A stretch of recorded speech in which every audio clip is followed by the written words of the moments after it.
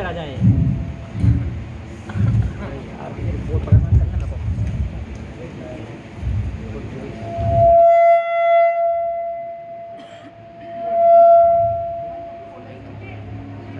कहिए मंत्री जी, राज्य का क्या समाचार है? प्रणाम महाराज। राज्य में चारों ओर शांति ही शांति है। सारी प्रजा कुशल मंगल है और सब ओर खुशियां ही खुशियां छाई हुई हैं। अति उत्तम, हमें आपसे यही उम्मीद थी। आपके जैसे मंत्री होते हुए हमें राज्य की चिंता करने की क्या आवश्यकता है? अच्छा महाराज। मंत्री जी इधर आइए। जी महाराज। हमारी दोनों पुत्रियों का क्या समाचार है? महाराज, अति ही उत्तम समाचार है। हमारी दोनों राजकुमारियां अपना विद्याधन पूर्ण करके आज ही राजमहल में पधार रही हैं। अरे वाह, कुछ ही देर में वो यहाँ आने वाली होंगी। वाह, हमारी दोनों पुत्रियां आने वाली है। जी महाराज। मंत्री जी, आपने हमें खुश कर दिया। रानी, तुमने सुना, हमारी सुर सुंदरी और मैना सुंदरी आने वाली है।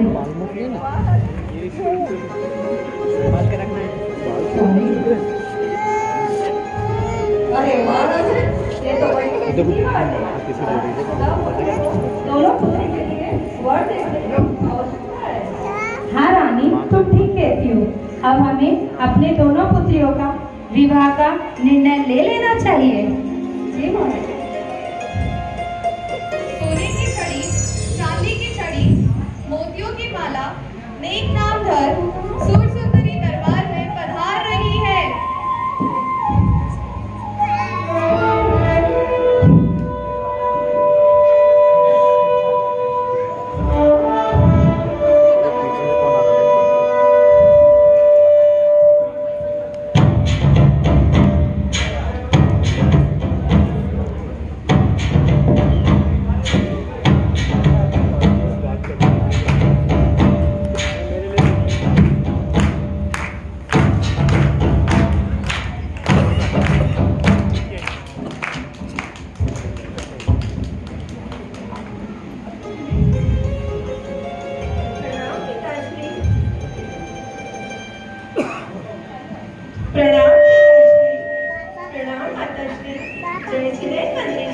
आयुष्मान भवा पुत्री। वाह पुत्री सुर, तुम कैसी हो? मैं बढ़िया हूँ पिताश्री। गुरुकुल का कठोर जीवन का अध्ययन कर इस विशाल वन में आकर तुम्हें कैसा लग रहा है पुत्री? बहुत अच्छा लग रहा है पिताश्री। आपके आशीर्वाद से और गुरुजी की कृपा से हमने आध्यात्मिक और लौकिक दोनों ही शिक्षा का अध्ययन कर अत्यंत प्रसन्नता हो रही है। वाह पुत्री, हमें तुमसे यही उम्मीद थी। तुम जहाँ भी जाओगी अपने कुल का नाम अवश्य ऊंचा करोगी। धन्यवाद पिताश्री। आइए पुत्री।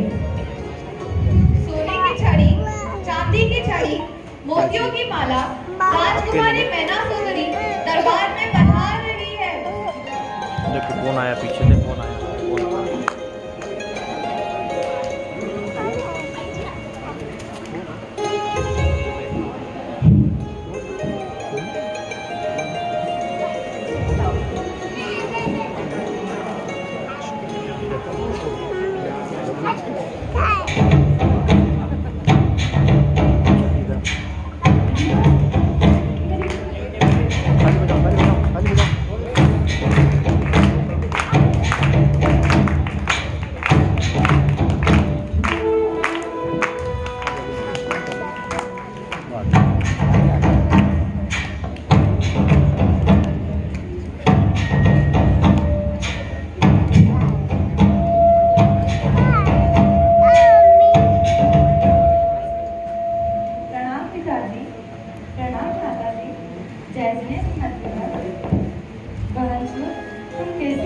मैं अच्छी हूँ बहन, आप कैसी हैं?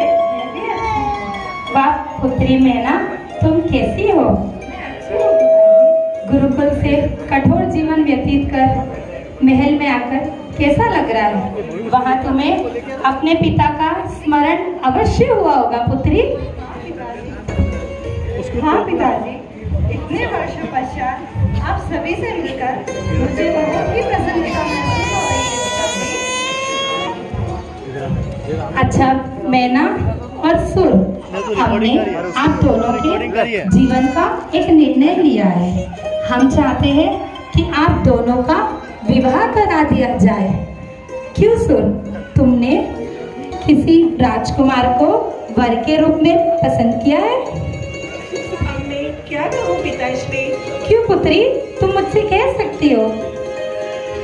हाँ पिताश्री, मैंने कौशंबी के राजकुमार को अपने वर के रूप में पसंद किया है। अरे वाह, कौशंबी का राजकुमार, वाह पुत्री वाह, हमें ये सुनकर बहुत खुशी हुई। क्यों मंत्री जी, वहाँ के राजकुमार हमारे परम मित्र है ना? जी हाँ महाराज, वहाँ के राजकुमार आपके बहुत ही घनिष्ठ मित्र हैं और उनसे हमारे संबंध बहुत प्रगाढ़ है।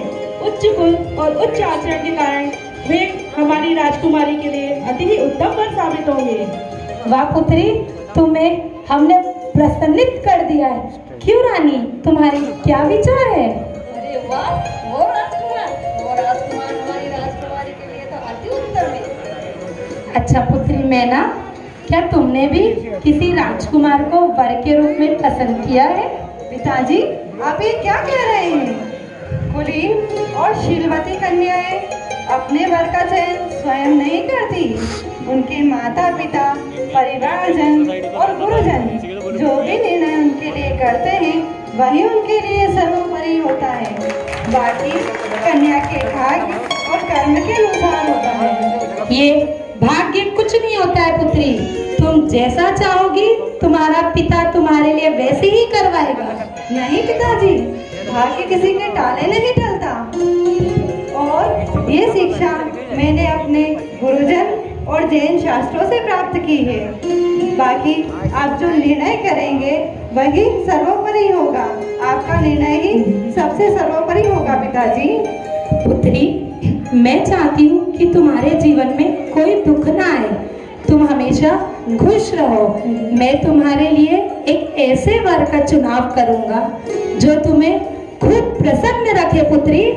पिताजी, आप चाहते हैं कि मैं हमेशा सुखी रहूं, मेरे जीवन में कभी कोई कष्ट ही ना आए, परंतु ये किसी के भी सामर्थ्य के बाहर है पिताजी।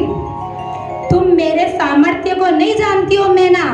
मैं इस विशाल वन्य का राजा हूँ, राजा भोपाल हूँ मैं। मेरे लिए कोई भी कार्य असंभव नहीं है मैना। पिताजी, पद, धन, वैभव, इन सब में वह सामर्थ्य कहाँ जो किसी भी जीव को सुखी या दुखी बना सके। प्रत्येक जीव को अपने पूर्व उपार्जित कर्मों का फल भोगना ही पड़ता है। चेतन अचेतन प्रत्येक पदार्थ का परिणाम जैसा होना होता है वैसा ही होता है। बाकी तो सब कर्मों के अधीन है पिताजी। मैना, ये तुम्हारी हट है। नहीं पिताजी, यह मेरी हट नहीं, यही सत्य है। तुम क्रोध दिला रही हो मैना। नहीं पिताजी, मैं आपको क्रोधित नहीं करना चाहती। मैं आपको क्रोधित नहीं करना चाहती। मैं तुम्हें एक बार और समझाता हूँ मैना। तुम जैसा कहोगी तुम्हारा पिता वैसा ही करेगा। परंतु पिताजी, मुझे अपने भाग्य पर पूर्ण विश्वास है। जो देखी तेरा गने, सो होती वीरा रे। जो देखी तेरा गने, सो होती वीरा रे। अनहोनी कभी हो नहीं सकती, काहे होती अंधेरा रे। जो देखी तेरा रे, सो होती वीरा रे।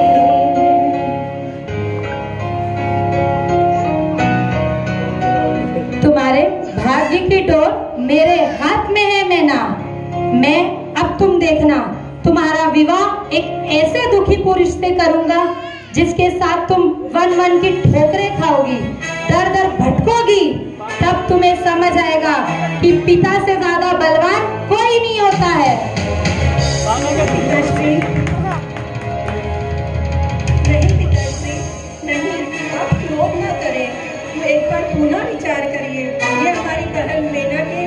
जीवन का सवाल है। नहीं सुर, अब हम किसी की नहीं सुनेंगे। अरे महाराज, अपना क्रोध बंद करके एक बार अपनी पुत्री के बारे में सोचिए। इसका निर्णय लेने नहीं नहीं, इसका विवाह हम सबसे अधिक दुखी पुरुष के साथ करके ही रहेंगे। महाराज शांत हो जाइए। क्रोध में लिए हुए निर्णय हमेशा गलत होते हैं। आप एक बार अपने निर्णय पर पुनः विचार करिए। नहीं, मैं किसी की नहीं सुनना चाहूंगा।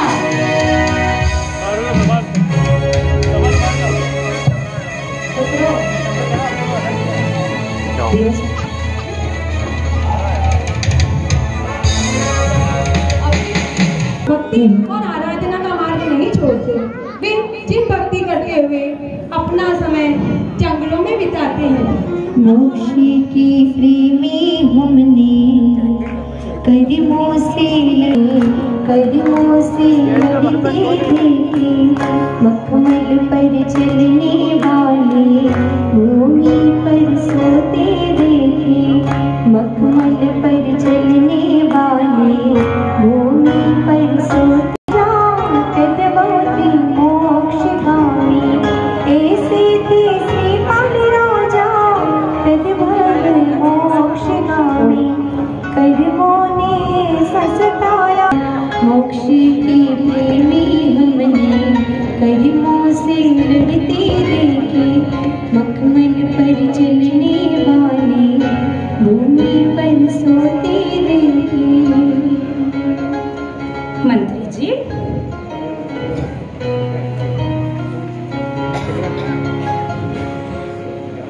मंत्री जी, जी महाराज। ये लोग कौन है और इस विशाल भयंकर वन में क्या कर रहे हैं?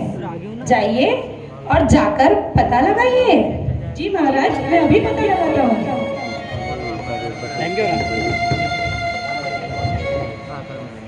बंधुवर, आप कौन हैं और इस वन में क्या कर रहे हैं? मैं राजा भूपाल का मंत्री हूँ और आपसे आपका परिचय जानना चाहता हूँ। बंधुवर, इस शरीर को विपाल कहते हैं और हम चंपापुर से आए हैं। लेकिन आप इतने उदास क्यों हैं और इस भयंकर वन में क्या कर रहे हैं? बंधुवर, प्रत्येक जीव को अपने शुभ एवं अशुभ कर्मों का फल भोगना ही पड़ता है। मैं कुष्ठ रोगी हूँ और मेरे शरीर में से बहुत दुर्गंध आती है और इसी वजह से चंपापुर के नगर रहवासी को मुश्किल का सामना करना पड़ता है। इसीलिए मैं और मेरे कुष्ठ साथी सभी वन में भटक रहे हैं। परंतु बंधुवर, अब आप बिल्कुल भी चिंतित ना होइए। हमारे महाराज आपका विवाह उनकी पुत्री से कराएंगे। नहीं नहीं बंधुवर, ऐसा ना कीजिए, ये अनर्थ ना कीजिए। मुझ कुष्ठ रोगी को राजकुमारी से विवाह ना कीजिए। तुम्हें यह विवाह अवश्य ही करना पड़ेगा। मेरी पुत्री का विवाह तुमसे ही होगा। नहीं महाराज, पहले ही मैं अपने गर्भ बंधु के कारण ये कष्ट भोग रहा हूँ। पता नहीं ये गर्भ मुझसे अब क्या क्या करवाएगा। हाँ हाँ हाँ, देखो ये भी कर्म बंध की बातें करने लगा। अब इसका विवाह मेरी पुत्री से ही होगा जो धर्म धर्म धर्म के चक्कर में पड़ा है। नहीं महाराज, मंत्री जी ले चलिए इन्हें। कुष्ठ रोगी का पालन होगा। नहीं, राजकुमारी से विवाह ना करिए।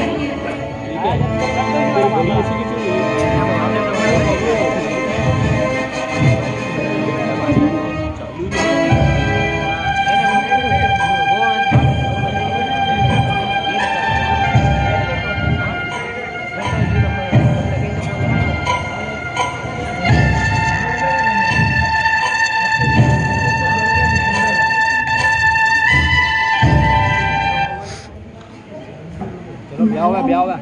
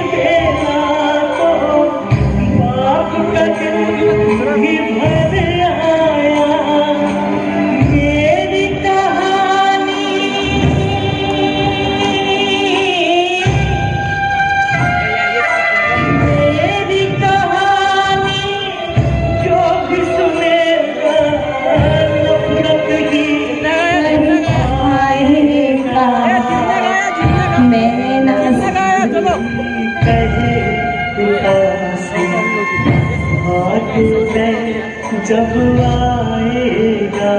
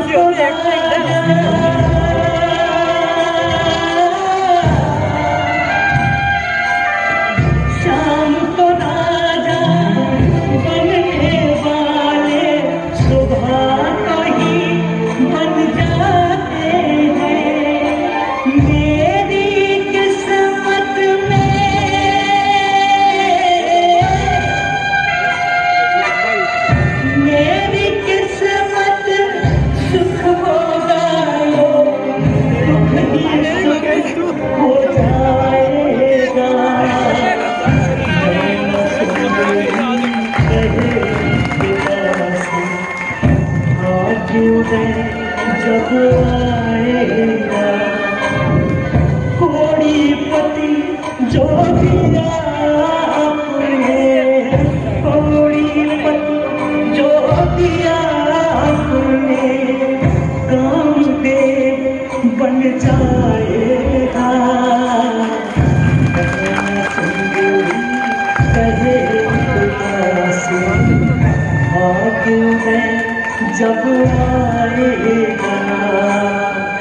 भाग्योदय जब आएगा भाग्योदय जब आएगा भाग्योदय जब आएगा। मुझे माफ कर दो पुत्री, मैंने ना जाने तुम्हारे साथ क्या कर दिया। मुझे क्षमा करो पुत्री, मुझे क्षमा करो। नहीं पिताजी, आप ये कहकर मुझे लज्जित ना करें। ये सब कुछ जो हो रहा है वह सब कर्म बंध के अनुसार ही हो रहा है, और आगे भी जो होगा सब कर्म बंध के अनुसार ही होगा। प्रत्येक जीव को अपने कर्मों का फल भोगना ही पड़ता है, यही संसार चक्र है। आप मुझे लज्जित ना करें पिताजी। पुत्री, तुम धन्य हो, तुमने गुरुकुल में जैन शास्त्रों में जो शिक्षा प्राप्त की है यथार्थ तुमने उसे अपने जीवन में उतारा है पुत्री। तुम धन्य हो, तुम धन्य हो पुत्री। माता, मुझे आशीर्वाद दीजिए माता। बेटा, तू अपने पति और परिवार का ध्यान रखना और अपना भी ध्यान रखना और उनकी सेवा करना। आप भी अपना ध्यान रखिएगा माता। बहनसो, मुझे तुम्हारी बहुत याद आएगी। मुझे भी तुम्हारी बहुत याद आएगी मैना। तुमने गुरुजी से जो शिक्षा ग्रहण की है उसे तुमने स्वीकार किया है। धन्य हो तुम और धन्य है तुम्हारी जिनेंद्र भक्ति। अब आप सभी मुझे खुशी खुशी यहाँ से विदा कीजिए। आयुष्मान भवा पुत्री। चलिए स्वामी, अब हमारा यहाँ से प्रस्थान का समय आ गया है। नहीं मैना नहीं, मैं तुम्हें अपने साथ नहीं ले जा सकती। क्यों स्वामी? मैना, तुम राजमहल में रहने वाली इतनी कठोर जीवन कैसे जियोगी? जब तक मेरा कुछ रोग ठीक नहीं होता तब तक तुम अपने पिता के साथ राजमहल में ही रहो। स्वामी, ये आप क्या कह रहे हैं? मैं आपकी बेटा, विवाहिता बेहतरीन, पत्नी मतलब हूँ एक्टिंग में तो और डूब गए, एक रोना पतिव्रता आया। पत्नी मेरे को भी के आ गया लिए अपने पति से बढ़कर और कुछ नहीं होता। ये महल, धन, वैभव सब आपके बिना व्यर्थ है स्वामी। मैं ना तुम मेरे साथ वन में कठोर जीवन कैसे जियोगी? स्वामी, ये वन में आपके साथ चलकर देव शास्त्र भक्ति करते हुए आपकी सेवा करूंगी स्वामी। नैना, तुम्हारी भक्ति देखकर मैं तुम्हारी बात नहीं टाल सकता। चलो हम वन की ओर चलते हैं। चलिए स्वामी। ऐसा जी जो आने वाले 3 भाव में ही मोक्षगामी था, वो अपने कर्मों के उदय को ऐसे समता भाव से धारण ना करता। मैना सुंदरी चल पड़ी अपने कोढ़े पति के साथ वन में जीवन बिताने। खुशी खुशी अपने कोढ़े पति की सेवा करते हुए वे जिन भक्ति से अपना समय बिताती थी।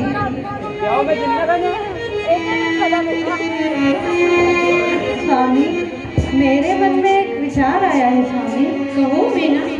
स्वामी, इन निर्जन वनों में घूमते घूमते हमें बहुत समय व्यतीत हो गया। अब हमें तीर्थ वंदना के लिए चलना चाहिए स्वामी। इससे हमारे कर्मों की निर्जरा होगी। मैना, यह तो बहुत ही उत्तम विचार है। हम तीर्थ वंदना के लिए जाएंगे। चलो हम तीर्थ वंदना के लिए चलते हैं। अब हम देखते हैं किस प्रकार मैना सुंदरी जंगलों में रहते हुए भी सिद्ध चक्र मंडल विधान का आयोजन करती है और उन्हें अपनी जिनेंद्र आराधना का फल सहज ही प्राप्त हो जाता है।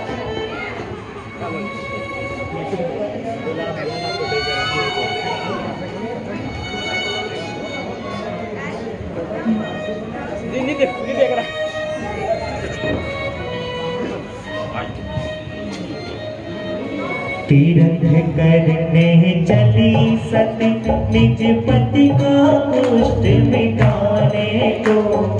अशुभ कर्म का उदय हुआ है, कर्म निबंध छुड़ाने को।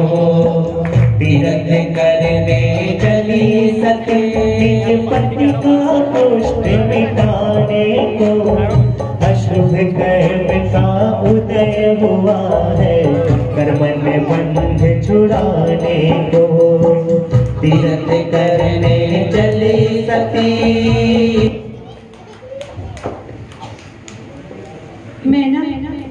मैं बहुत थक गया हूँ। मुझे बहुत प्यास भी लगी है। स्वामी, आप यहाँ विश्राम कीजिए, मैं आपके लिए जल लेकर आती हूँ। ठीक है मैना। बहुत लंबा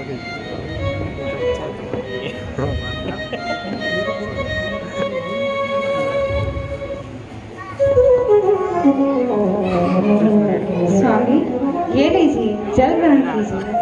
मैना, बहुत देर लगा दी और तुम इतनी प्रसन्न क्यों दिखाई दे रही? स्वामी, आज मैं बहुत प्रसन्न हूँ। आपको पता है, आज मुझे दिगंबर गुरु के दर्शन हुए स्वामी। मैना, तुम दिगंबर मुनि के दर्शन करके आई? हाँ स्वामी, मैंने अपने आचार्य श्री के दर्शन किए। और स्वामी, आपको पता है, उन्होंने मुझे उपदेश भी दिया है। क्या उपदेश दिया मैना? स्वामी, उन्होंने मुझे उपदेश दिया कि आने वाले आषाढ़ माह की अष्टानिका पर्व में हम सभी मिलकर सिद्ध चक्र महामंडल विधान करें। इससे हमारे कर्मों का क्षय होगा स्वामी। मैना, तुम्हें यह विधान की मैं आज्ञा देता हूँ। तुम विधान की तैयारी करो, हम यह विधान जरूर करेंगे। जी स्वामी, चलिए हम तैयारियां करते हैं।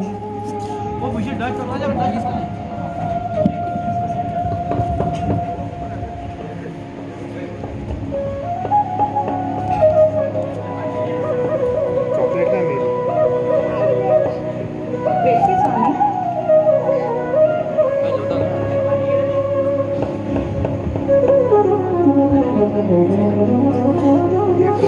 ओम ह्रीं परमशिवाय नमः।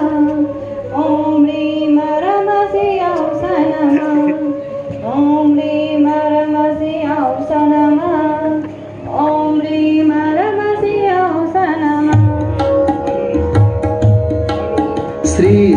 सिद्ध चक्र गुणगान करो मन आन भाव से प्राणी कर सिद्धों की अगवानी। श्री सिद्ध चक्र गुणगान करो मन आन भाव से प्राणी कर सिद्धों की अगवानी। सिद्धों का सुमरन करने से उनके अनुशीलन चिंतन से प्रगटे शुद्धात्म प्रकाश महासुखदानी।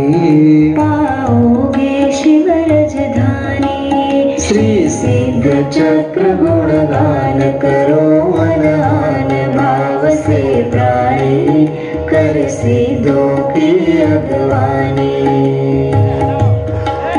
श्रीपाल तत्व श्रद्धानी थे वे सपर भेद विज्ञानी थे। निज देह नेह को त्याग भक्ति पुरानी हो गई पाप की हानि। श्री सिद्ध चक्र गुणगान करो मन आन भाव से प्राणी कर सिद्धों की अगवानी।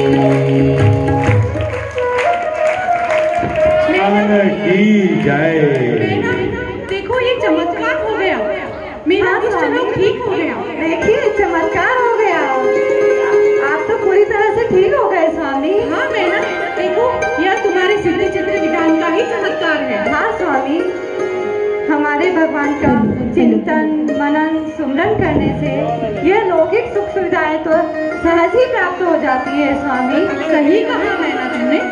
चलिए स्वामी, अब हमें सिद्ध चक्र महामंडल विधान की